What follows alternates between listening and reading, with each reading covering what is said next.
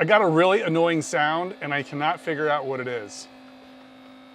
The minute I turn on the key, I get the warning lights and there's a sound from behind the dashboard and I just can't figure it out. It doesn't matter, no matter where I put these levers, it won't stop.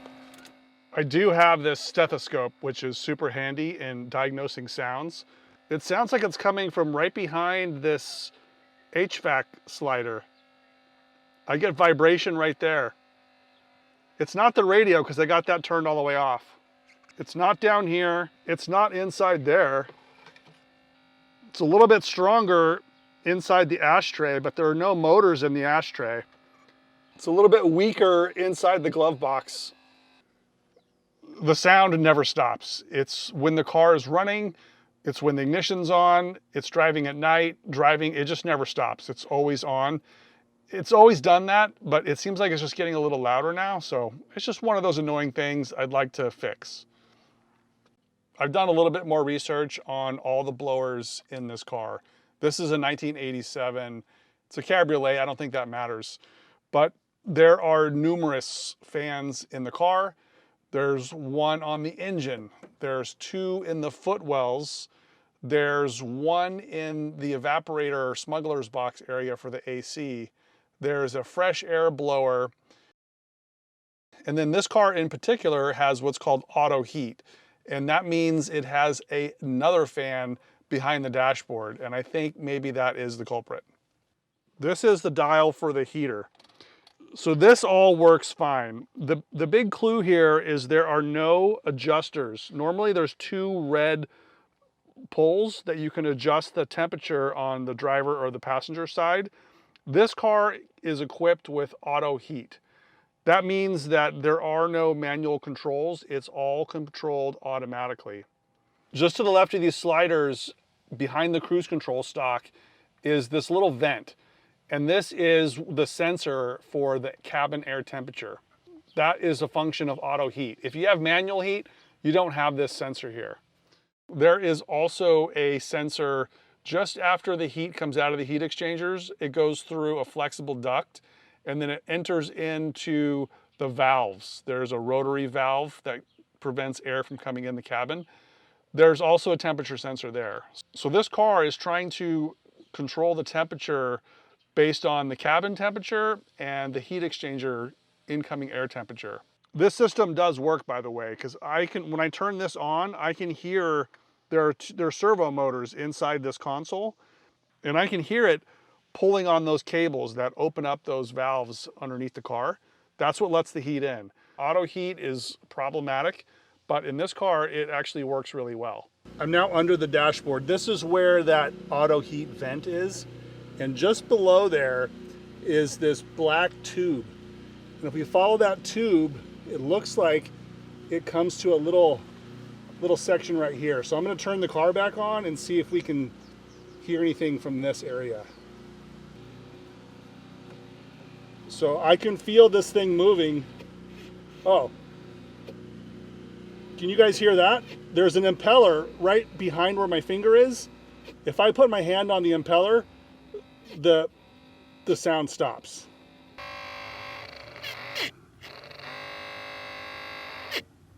Off, on. So that is it. We need to find a way to get this motor out and maintain it, because you can hear it sounds real sick right now.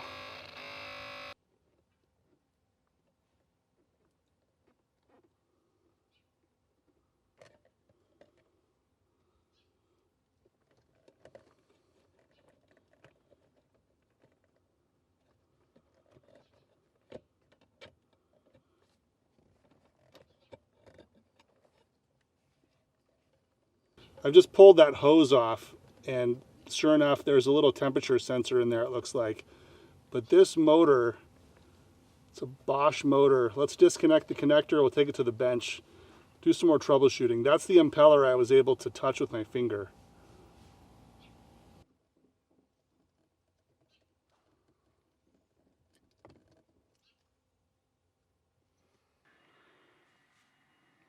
Here we are on the bench. This is 911 624 06500. Made in Germany. So this guy, the car is an 87, so it's almost 40 years old, and it runs constantly. As soon as the key is on, this thing is running. So it's a little dirty, a little dusty, but I have a feeling it has some worn bearings. You can also see there's just a bunch of dirt inside that bore. That's the sensor element, and it's completely caked with dust. Yeah, that is 100% that annoying sound I've been listening to.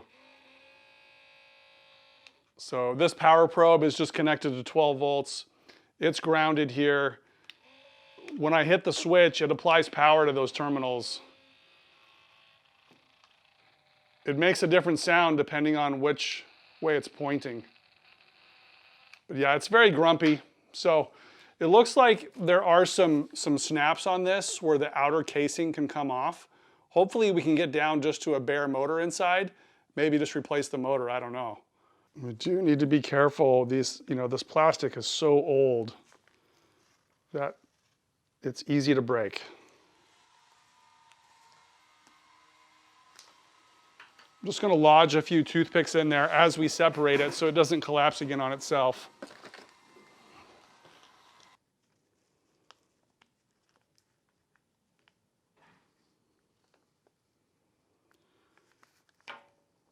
Doesn't want to spin too freely, but yeah, the motor in this housing looks to be just like a generic motor. It is mounted in this rubber, so it's hard to tell, but this is a rubbery vibration isolator. It's there on both sides, so I think if we could just pop this thing out of the rubber, we should be able to help it. Yeah, it's just a little bit stuck to the rubber. And just behind it is a small circuit board with looks like might be some resistors here.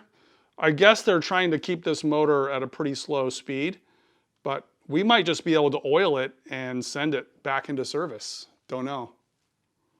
We'll clean up that impeller. That's throwing off the balance of the whole thing.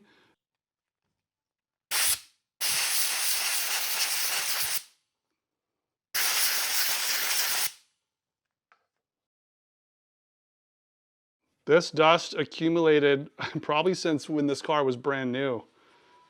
So all that new car smell, all the owner's dander and junk is just getting a new life, I guess. But yeah, this is just caked on there. The final clean is just a little bit of isopropyl alcohol.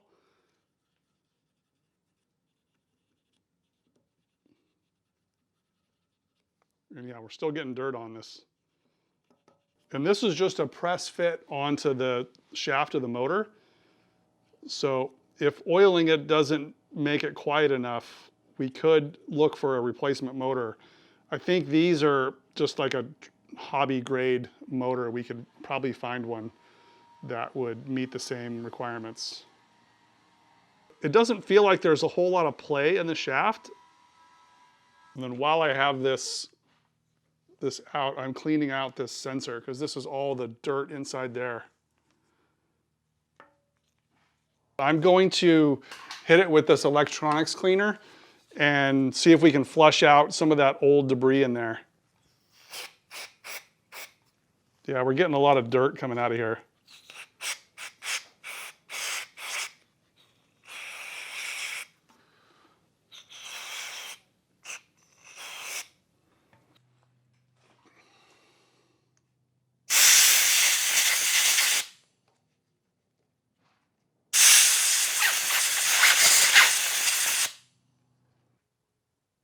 That's just the dirt that came out of the motor. So for oil, I'm not sure what the correct oil to use here is, but I have this 3-in-1 oil. I know it's a really lightweight oil, and you don't want to use too much. There's probably a better bearing oil for small little motors like that, but this is what I have, and I just want to see if any oil is better than probably no oil.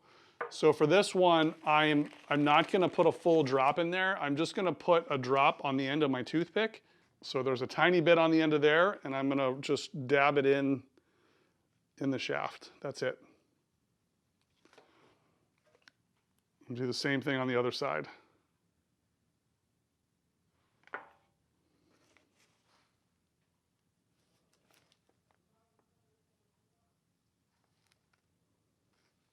Yep, I think it's got enough in there, so let's power it back up. Sounds better now. I think it took a second for that oil to get in the bearings, but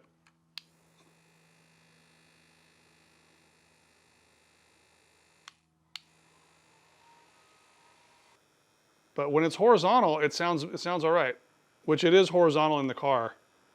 This whole module is, I don't think, available new. I think you might find an NOS one, but it's gonna be, I looked at one, it was 150 bucks. I would rather, you know, do some research and see if just replacing the motor would work. I don't know that these are resistors because it seems like this might just be noise suppression, because it wants to run the same speed whether you bypass the circuit board or not. I'm guessing this is to prevent radio noise or EMF noise. Okay, last thing to do is just drop a little bit of this silicone oil in this rubber, because the more this gets hard, the more vibration it's going to transmit. So I'm just softening up the rubber with that silicone oil. You can see it's got a lot of that mold release still on there, or that white powdery residue. So I'm just cleaning that up. Just make sure the wires aren't pinched when this snaps back together.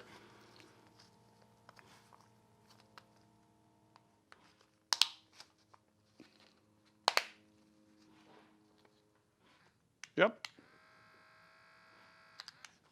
It's even a little quieter in the housing. I thought I would check the resistance of this section, since this is the temperature section. I'm getting 1.67 kiloohms. When I put hot air on it, it does go down. So I think the temperature sensor is working. So I'm gonna put it back in the car.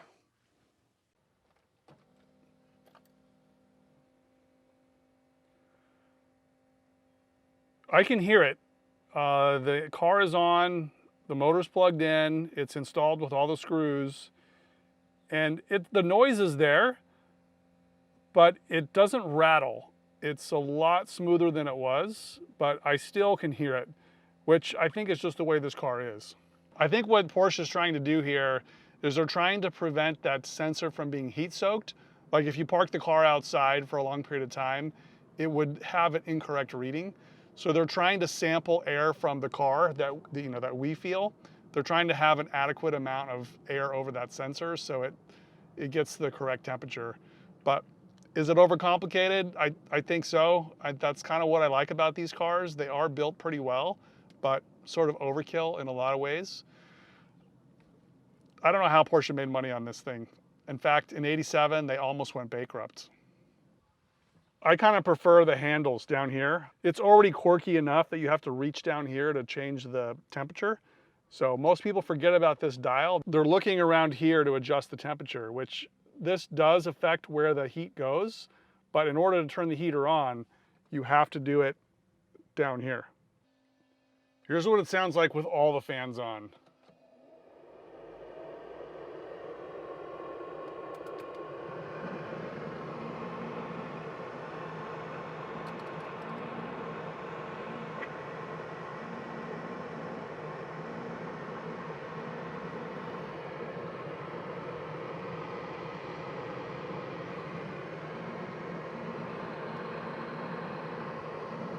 There's a pretty good amount of airflow that comes out. You can hear the servo motors inside this box. They just closed. So now we're back to that little circulation fan for the auto heat. It's not bad. It's a lot of fans. There's one on the motor, 2 in the footwells. That's for the heater. That's 3. There's the fresh air, which is 4. There's the AC blower, which is 5. There's the AC condenser blower, which is 6. And then there's the fan we worked on today, which is for the sensor. That's 7 fans for the HVAC. And there's still more. And then related to the engine cooling, there's obviously the big air-cooled fan on the motor, it's air-cooled engine, and then there's an oil cooler fan on the front fender. I count 9 fans in this car. Guess how many fans my 356 has? It only has 1. It has the engine cooling fan, that's it. It drives the heater, it cools the engine, it does everything.